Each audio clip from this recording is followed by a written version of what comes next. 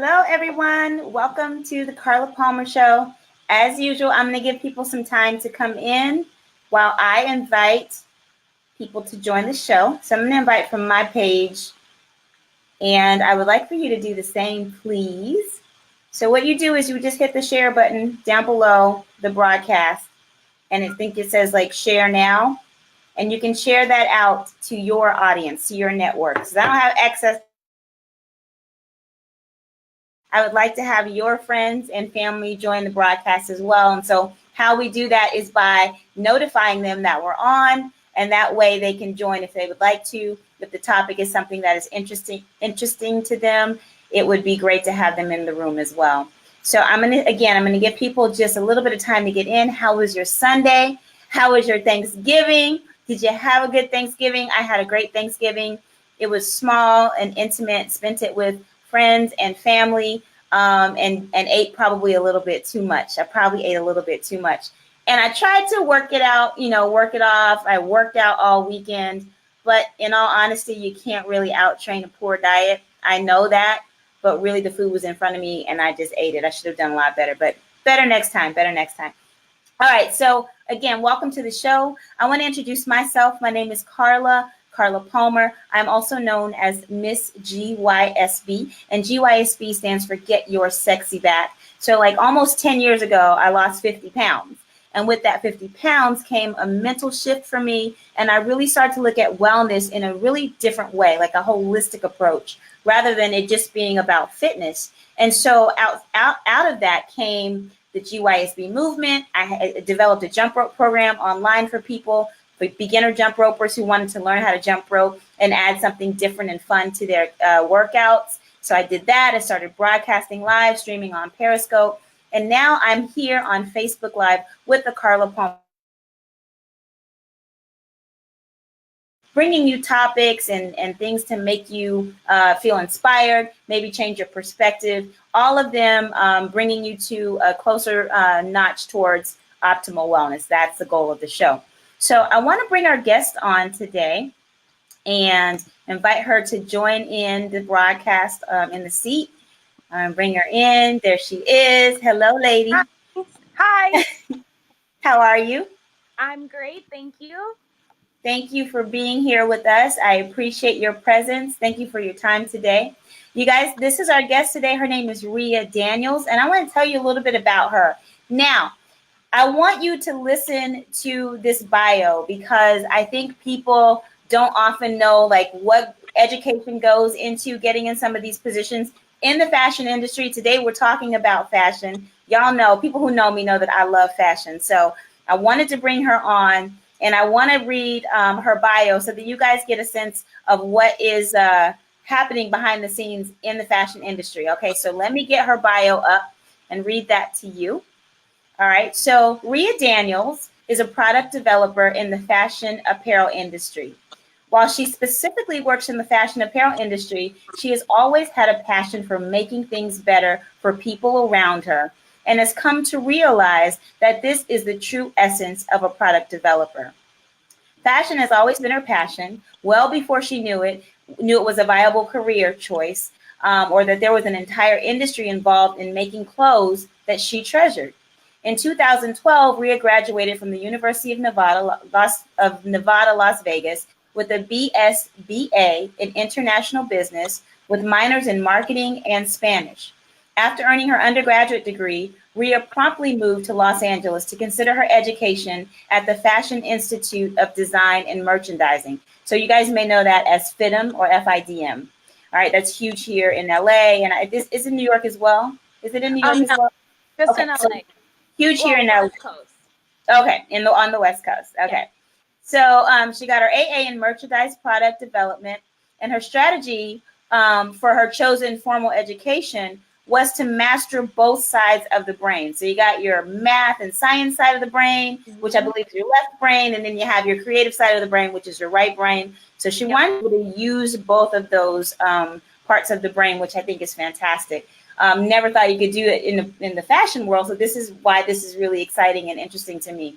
So during her time at FIDM, she was fortunate to gain her first internship and then full-time position at Halston Heritage. She has also worked at Monique Loliere, ALC, and is currently at Alliance Apparel. Fashion isn't just what someone wears, it's how someone feels in the clothes and is an expression of oneself. This attitude is what fosters Ria's excitement around her craft and has allowed her to improve her product. In addition to keeping true design aesthetic while also striving to make product-friendly products, Ria has been able to leverage her bachelor's to reduce sampling costs and improve efficiencies in the development process. She looks forward to championing this spirit throughout the industry and all product categories she touches. Ria Daniels, welcome to the Carla Palmer Show. Thank you. Thank you Thank very much. you. Thank you for being here. Like I said, I never knew that all of that stuff, would be beneficial to someone in the fashion industry, all of that education. And I wanted, first of all, to tell people how we know each other. We know each other because Ria and I are both in a mastermind group. And what a mastermind group is, it's a group of people, ours is a group of people who meet once we get together, we bounce ideas off of each other. We're all in some form, doing some sort of entrepreneurship. And so it's just a really great opportunity, a great space with a great group of people to really bounce ideas off of each other. And so one day we were talking to one lady in the group and somehow got on the topic of product development. And Ria started talking about all of the intricate details that go into product development. And I was blown away. But we had to cut it off because we weren't really focusing on that topic that day. So we had to cut it off. But I wanted to know more.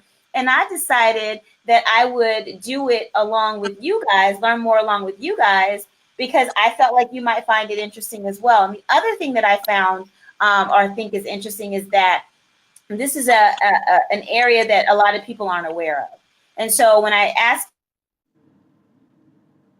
teenagers or young adults to listen to the broadcast, it may be something that's really inspiring for them. Maybe they're getting a degree or work or thinking they might get a degree in finance and not really knowing what to do with that, but they find it interesting and maybe they like fashion too. Maybe they can merge or marry those two things and do something like what Ria is doing. So I wanted to bring her on to talk to us about more about what it is that she does in the fashion industry. I know I said a lot, but I just felt like I needed to preface it with that.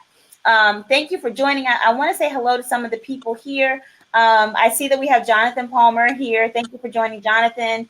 We have Ed Washington, Jennifer Brown, some other names that are here that aren't showing, but I thank you guys all for being here as well. Ria, I want to start off by asking you about the fashion industry and your work in the industry, not as a fashion designer, but as a product developer. Can you talk more about what a product developer is and what they do? Yes. So when you think about fashion design, you immediately think of a designer. You think of someone sitting at a notepad, sketching beautiful designs. And I did that for many years because I thought I was going to be a fashion designer. Okay. I even got accepted to FITM for fashion design. But it wasn't until I walked the campus and I was doing a campus tour and I went down a specific hallway that shows that has fashion designers on the left, product developers on the right. And when I looked at their screens, I could see that the fashion designers were sketching and making clothes, whereas the product developers were also sketching and making clothes, but everything was down to every single detail. They were selecting certain buttons for certain reasons. They were using specific thread types. And I really got interested in kind of learning the science behind making a garment. And that's how I like to think of product development. You really have to kind of take the design inspiration and the aesthetic and kind of look at the parameters you're given, which is your budget and your target customer, and make everybody happy. Wow. So you deal with a lot of different personalities. Yes. Yes. I like to kind of think of myself as a spoke on a wheel in a company. So there's your marketing department, your fashion design department, your legal team, and product development is usually in the middle because we control the product and everyone needs the product to do their job. So do you come up with the budget for the making of the product? No. Okay. That comes from typically company-wide. It comes from your branding, and it really comes from who is your target customer? Who are you designing the clothes for?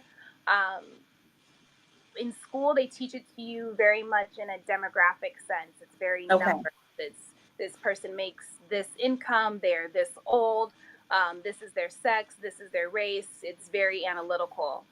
As I've grown in doing PD, I've learned that it's whether you're dealing with a lifestyle brand or not, it's much more about thinking of the lifestyle of that individual, because that will be able to tell you, do they have disposable income to be able to buy this bag? Are they going to a fancy event, which might lead to thinking, okay, if they're going to the opera per se, that means that particular person typically has a little more disposable income, and therefore that garment can cost more. So it really comes from that line of thinking. So thinking about the garment and how it's made, can you walk us through the process, like from getting the material, or is that even the first thing? Actually, the first thing is inspiration. You were close. Fabric is second.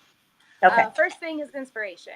What is inspiring the season, the design team? Maybe it's your house as a whole. You have something that you want to say. Sometimes it's politically driven. Sometimes it's because you saw a really great vintage dress and you got a million ideas and want to do an entire collection off of that. So inspiration is first. Once inspiration is given, kind of all the teams separate and make their game plan. So your fabric team will then start pulling fabrics based off of that inspiration. I and PD will start looking for embroidery, fabrics, trims. I'll start looking up techniques that might match to that inspiration. So let's say the inspiration was Renaissance. Then I'm going to start looking into lots of billowy sleeves and smocking and pleating, things that will create volume, so I can bring that to the table as well. After the fabric and trim, then the designers design. They know what their materials are, so they sit down, they look at the inspo, they look at their fabric, they start sketching. After that, there's usually a meeting. They pass to their product developers, and then we help them determine who is going to best help them execute their design, whether that's an in-house team, in-house pattern maker, sewer, or is that involves sending it overseas to a factory. Then it gets cut, sewn, a sample shows up, we put it on a fit model. That's my favorite part. That's the first time that you see your garment in real life. And that's where I like to ask all of the lifestyle questions. So if I'm doing a wedding dress, the first thing I ask in fitting is, well, can you dance? And I make the model put her arms up and pretend she's dancing. Can you toast? Can you sit? All the things that you have to do in a wedding dress. You go through a couple prototypes. Once it's perfect, you send it out for selling. And then after that, you go through the whole process again for production fitting, and then finally it gets to the customer. That's the version. When does it get priced? All of that happens during your selling. Okay. So after I make my prototypes, I will cost out the garment. I will say, this is the fabric we use, these are the trims we use, this is how much it costs.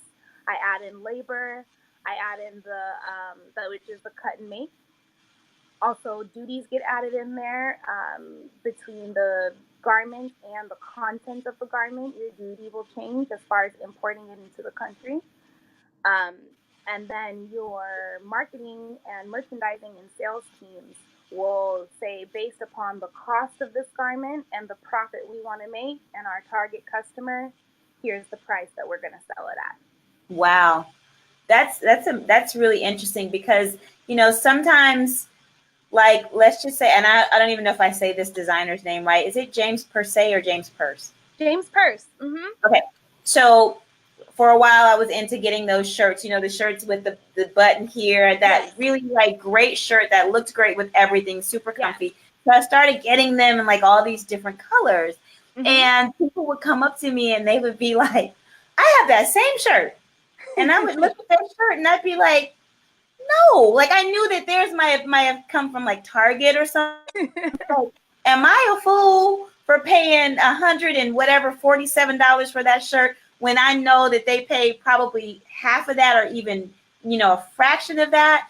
So it makes you wonder, like, are you a fool for paying those prices when a lot of times those things really do look very, very similar? I think it depends on what is important to you as the customer.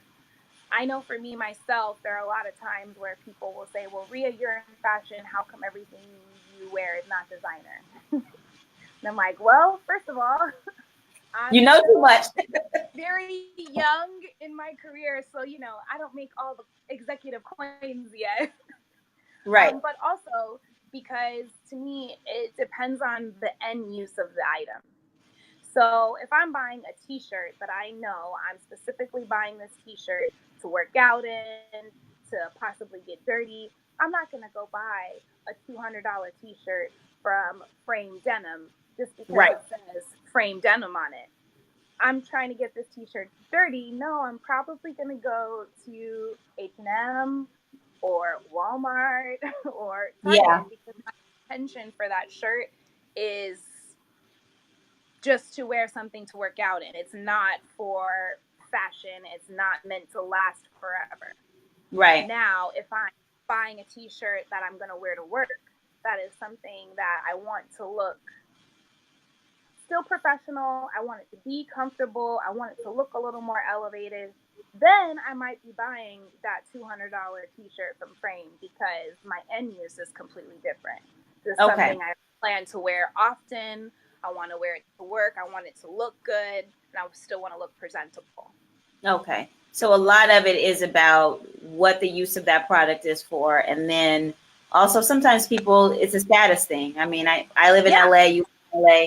We know that. So we pay a absolutely. lot of money for things because we don't want to see everybody else in those things. As silly as it can be sometimes. So can you give a basic overview of the difference between fashion and couture? That word is thrown around a lot, and you Yes, see people and they're like, "Oh, this is couture." What does that really mean? What is all of that? yes. Okay, so haute couture, that phrase, to be considered a couture fashion house. There's only 12, I think, in the entire world. Chanel is one of them, and it is a great example of a couture fashion house. You have to be, you can only get this certification from the couture certification in France, and you Oh, have to meet a certain level of criteria of things. One of them is having an atelier that keeps 15 employees year round. Another one is you have to show during Couture Fashion Week twice a year. And probably the most important aspect of couture is you have to host private fittings for your one-on-one clients, and the garments need to be fit more than once because that is the whole bag of couture. Is that getting a garment that was made specifically for you and your body. oh, Um, Whereas fast fashion now is taking what we consider the traditional design calendar, which is more contemporary, ready to wear. Fashion brands like you were talking about, Jeans Purse, or brands like Rag and Bone, they operate on a ready to wear calendar. okay, So you're designing about a year out in advance. yeah, Whereas fast fashion, you're designing sometimes for the next month. You could be designing in 6 month span. So your all of your lead time that you need, that process that I was describing earlier of fitting the garment multiple times to make sure that it fits, you're cutting that time in half. wow, So you're really relying on proven bodies that you've sold in the past. You're really relying on the trend because typically when you're making fast fashion, the fit isn't something that's as important. It's more about executing the fashion moment per se, or the trend or the look. Whereas a couture piece on the other end of the spectrum is supposed to be something that is tailor made to you, should last you forever, um, and is really made with that love and usually by hand. There's very little machine work in a couture garment. Okay. That's so interesting because you see the name couture so often, even little small boutiques, like it's just thrown around like, oh, it's couture, so it must be great, must be expensive, and so you're Yes, buying things thinking that it's really couture when your definition means that it's not at all, it's not at usually. all. No. Now there's this layman term, yes, that everyone uses couture to mean fancy or high quality, but in the world of fashion, to be truly named couture, you have to get that beautiful stamp of approval from France. Okay. Well, so speaking of differences, when people say, "Oh, you have, such great style," or they have good fashion sense, is there a Mm-hmm. difference between being fashionable and being stylish? What's the difference? My personal opinion on this is fashion is what is out in the world. The word fashion, if you say, oh, this person is fashionable, that might include something that is trending right now. It might be a silhouette that's favorable of the times. In my opinion, style is something that's personal. It's Okay. something that comes from within, and you use fashion to execute your style, if Okay. that makes Yeah. sense. So, So for there are a lot example, of if I'm people a that use, person who likes to wear scarves, and that's my thing, I'm a scarf lady, then I yes, use what the scarves that are trending. I may do that, but I'm still going to get scarves because that's a part of the style that I like, right? Is that something that's exactly. called? Okay. Exactly. You're gonna wear scarves regardless. What doesn't matter what season it is, you're gonna have summertime scarves, you're gonna have wintertime scarves. Um, it doesn't matter when it's in season, out of season, you don't care. You like scarves, that's part of your expression. And you'll know it's a part of your style because when you're not wearing a scarf, if you're a scarf person, people will ask you, hey, Yeah. where's your scarf? Where's your Because scarf? it becomes a part of your identity almost. Whereas fast, see them all the time. You ever see people walking down the street and they just have logos from head to toe? Yes. They look fly, don't get me wrong, but you Sometimes. know that that's not their style. You're like, you just bought all the logos and are wearing all the logos. And yes, Right. you're fashionable because logos are in right now, but are you stylish? Yeah. I don't know. Yeah. If somebody put you in the store with no logos, could you actually put together an outfit that looks good on you? Um, Exactly. can I ask you something that you may or may not be able to answer, but as Sure. far as like women who may not have a lot of money but they want to look good, right? Mm-hmm. For me, I like to have some staples in my closet that can go with different things. What kind of tips would you give somebody who wanted to be a little more in style or up to date on fashion? What would you say to them? My advice, I actually really learned a lot about my own personal style and dressing myself when I worked retail at Saks. Not recommending everyone go work retail. But if you go to one of those stores and you let one of the sales associates, they like to style people. They really enjoy that. So if you spend some time, it doesn't have to be at Saks, it could be at your favorite store. Shopping with an associate who's willing to work with you and who is willing to dress you for your body. Believe it or not, those retail sales associates have a lot of knowledge. They try on a lot of the product themselves. Um, so they're eager. They want to help someone find the right silhouettes for themselves. Once you kind of know what looks good on your body, you don't have to go to Barney's and spend thousands of dollars. You can easily achieve the same look at our good friends H&M and Zara and all of those other places, but you have to look for the silhouette is the main thing I look for. I find so many steals all the time that people are like, oh my goodness, where did you get that great blah, blah, blah. And I will say, oh, I got it at Forever 21. And they'll be like, how? It's all about the eye. You want to buy things that you know are going to look good on you. They're going to be in classic colors, classic silhouettes, because then you never have to worry.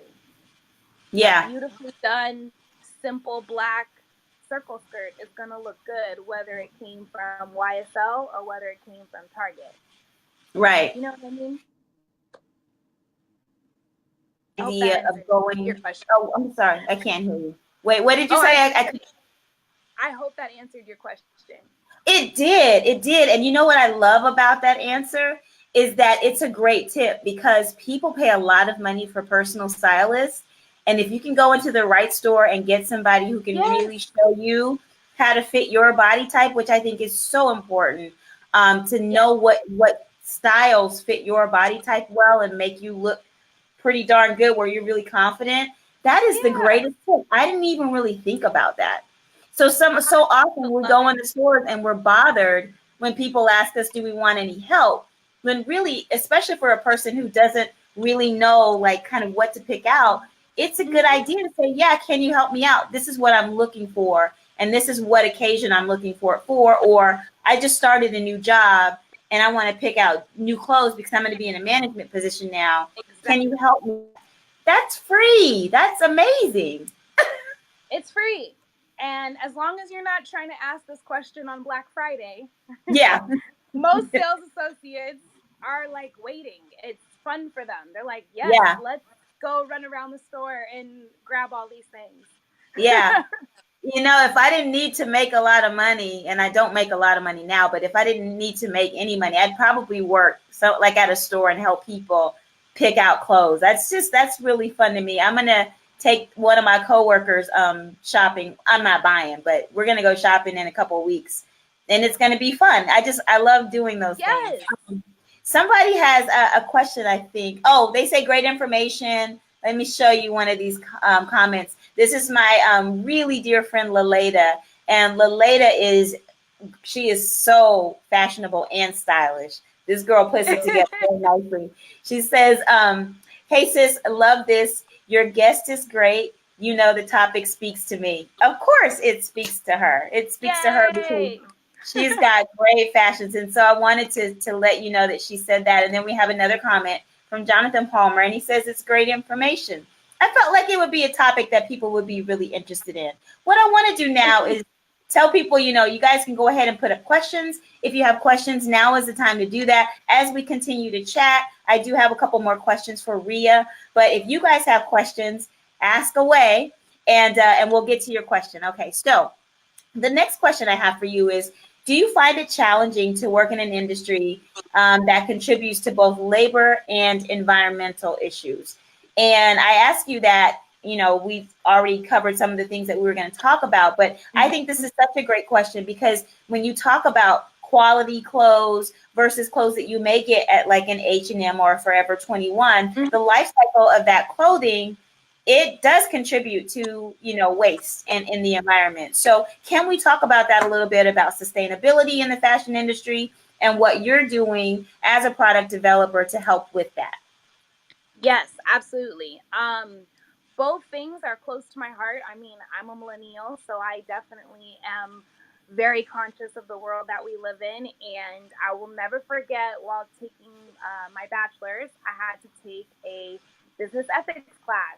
And the first case study we did was Nike and Walmart, both in fashion, both in labor issues. And I promised myself that I knew that fashion was something that I still wanted to be a part of. It was something that was still passionate for me, but I was going to make it my mission that no matter where I worked, I was going to make sure that our factories, our sewers, whoever was within my reach to make contact with, we're going to be taken care of properly. We're going to be treated as human beings. And I'm very proud that I've been able to do that.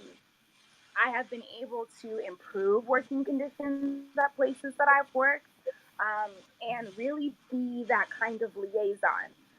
Most places I've worked have an in-house sample room in addition to producing garments overseas. And it's really nice to be able to have an in-house sample room because the sewers will tell you if your garment is production friendly. They will tell Okay. you, oh, hey, yes, you can physically sew this way, but I'm only sewing one of these. Someone on the floor is going to sew 1,000 of these. So you Okay. should change your pattern so that their hands can lay down. This can be an easier motion. Yeah, I've had so many things like that that I wouldn't have known had I not been so close with a lot of the sewers in the sewing room. And I'm happy to say that from taking their feedback, I've been able to either change a pattern or go ask my factory in China, hey, is this really cumbersome for you? And then they will say, yes, actually, this takes a person however many hours crawling on the floor. And that's like, oh, well, why didn't you tell me? Let's come up with a better process. Let's work together to figure out how to not do that. Yeah. And then as far as the waste goes, clothes, apparel industry is a lot of Yeah. waste. Yeah. There's Lots a of waste. lot of raw materials Lot. involved, and there's a lot of scraps involved. To get one garment, you can go through easy 6 prototypes, maybe. Yep. And those are Yep. 6 garments that are usually not wearable. We try to sample sale and meet Yes, I've people been to some of those. but still at the end of the day some things are not wearable, and I love that just overall as an industry we're really gaining this consciousness. Patagonia is really leading the way, and as well as Yes. Levi's. I went to my boss went to a seminar a couple weeks ago, and she shared with us all of this information on companies that are now doing repair programs. If you buy something from her, she has a program where you can send your garment back to her and they will repair it and send it back to you. Or Wow. if it's not repairable anymore, they will take that garment and they will either kind of patchwork it with another garment, or Okay. they will completely shred it and make it into recyclable materials. Um, Awesome. so I love that this conversation is happening. I do think it needs to happen faster. I think everyone has to wear clothes. The fashion industry is a giant industry, and really, if some of more of the big players, like the Zaras, like the H&Ms that are more in that fast fashion realm, if they could just make 2 baby steps, it would help across so many platforms. Yeah, I So love what H&M is doing, because if you bring back a bag of clothing, and it doesn't have to be from H&M, and people should exactly. really jump on that. Bring back a bag of clothing, and for every bag of clothing, you get a percentage off of your whatever you're buying. And so I think that that's a great way to show that you are environmentally friendly and you care about the environment, because so many people do, especially millennials. So Yes. I think that's awesome. We have a couple questions here. Oh, Um, so we have a question here from Laleda. What are your thoughts around the potential of monetizing fashion blogs? Is that still lucrative? well, I think first it depends on what the definition of the blog is, because I think blogging and influencer culture has really evolved over the past Huge. 10 years as a whole, but like even just this past 1 year, I feel like Huge. things have changed so much. Um, I think it's going to be hard, and it already is hard between things like Instagram, where they're now requiring influencers to use, like, disclaim that they are doing a sponsored post. But there's Yeah. still so Good. many loopholes as to how they can disclaim it. You can like, they just have to disclaim it with a hashtag. Some influencers post 2 paragraphs worth of hashtags. You could bury it in other Yeah. hashtags no one would know. Um, Right. I do think there needs to be some sort of accountability and transparency and tracking of it Absolutely. all. I also do think for the influencer and the blogger themselves, it's a lot of work. So yes, they should be compensated. Absolutely. But how to navigate it is not necessarily in my wheelhouse. But I really hope that we do get a system in place that is fair for everybody, both the fashion people making the fashion house, and the influencer. Yeah. So we have another question from Jonathan Palmer, and he wants to know, what are some good websites for fashion styles or advice? I think that's a really great question. Get a new style, or, change life, and sometimes that's the 90s. So they want to change that up. Well, I'm a really visual person, and I'm kind of old school in this regard. I still love magazines. I will still go to CVS or Walgreens or wherever your local corner store is, and I will grab a bunch of magazines and flip through them. That's where I find when I just am lacking creative juices, when I'm like, I need some fashion inspiration. That's usually where I find it. Websites that I like to go to, I use Vogue Runway all the time. I like that website because you're getting the runway shows themselves as they come out season per season, and you're also getting the reviews and the think pieces around them. I don't like to read too much opinions. I like to try and form my own opinion as to what I like in fashion. So that's why I tend to just look at the shows. I tend to just kind of scan through a magazine. I don't read much. I kind of let my eyes do the talking, whatever pulls my interest. And I'm like, tear that out or save that and use it for later. I like to try and form my own opinion.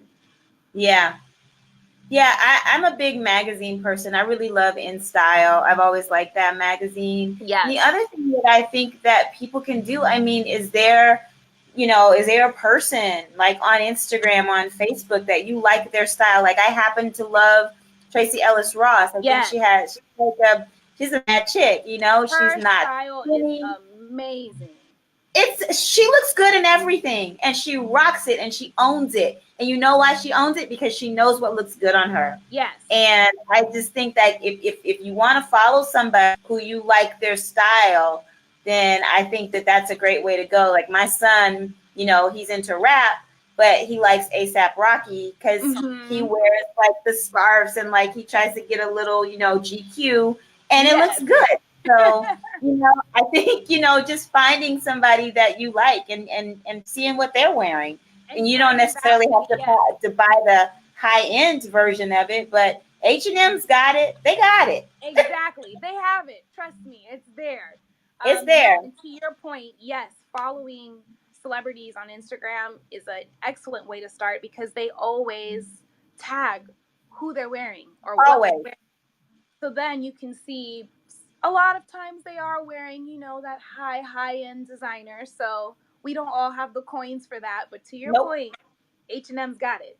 H&M's got it. Zara's got it. Zara's got it. And the great thing is, if you can afford a nice piece here or a nice piece there, or pair an H&M outfit with, a nice handbag, you're going to look like $1 million. You just got to know what you're doing. And once you get down how to do it, because I've got friends with money and they don't always have on high-end things.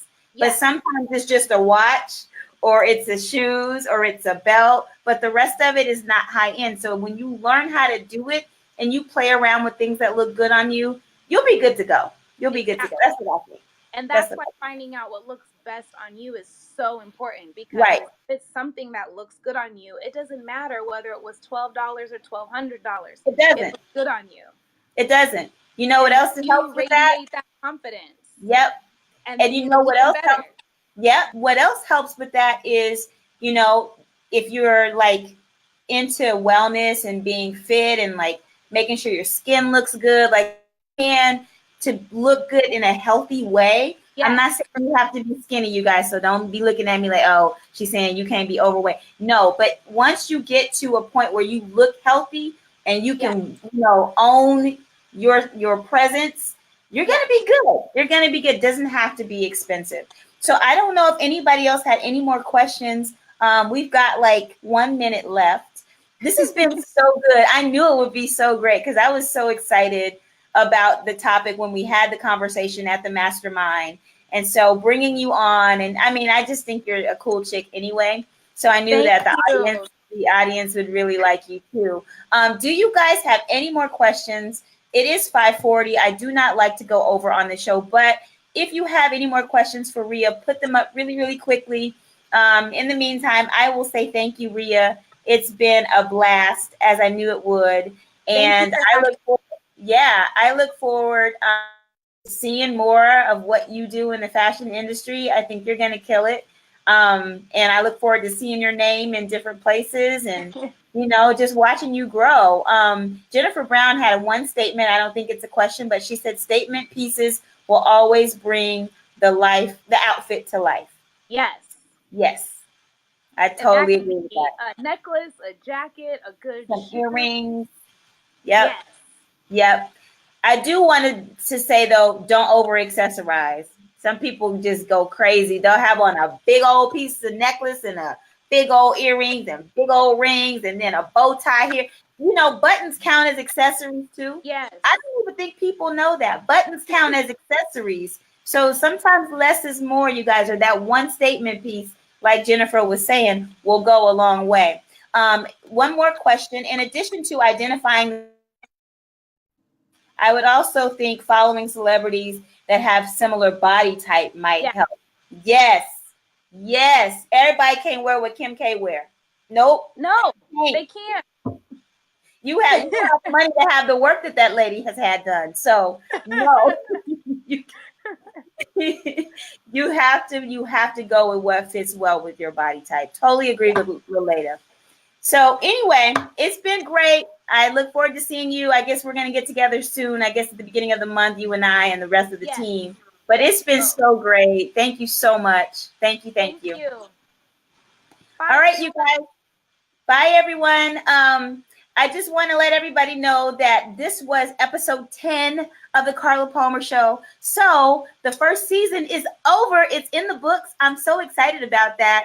We got through it. I said I was going to do my show. I put it out there in the universe because that's what I do. Once I tell the world that I'm going to do something, that means I have to do it because I'm accountable to myself. So I'll put it out there. I think it was August. Hey, you guys, the Carla Palmer Show is coming. You might want to follow the page. And then September, I started the first show, September 23rd. And this is episode 10. It's in the books. We ended with a bang. We had some great guests. If you want to review that and watch some of the shows, I think they will bless your life. And I will be back for season number 2 in January, but I'm not going to be gone. I will continue to post. I will do some blogging. I may have a few videos that are short, but I won't be back until January. And we're going to start this year off with a bang. Thank you guys so much for being here. I appreciate all of the support, all of the shares. I love you, and I will see you back in season 2 in January. Okay, talk to you guys later. Thanks again. Bye-bye.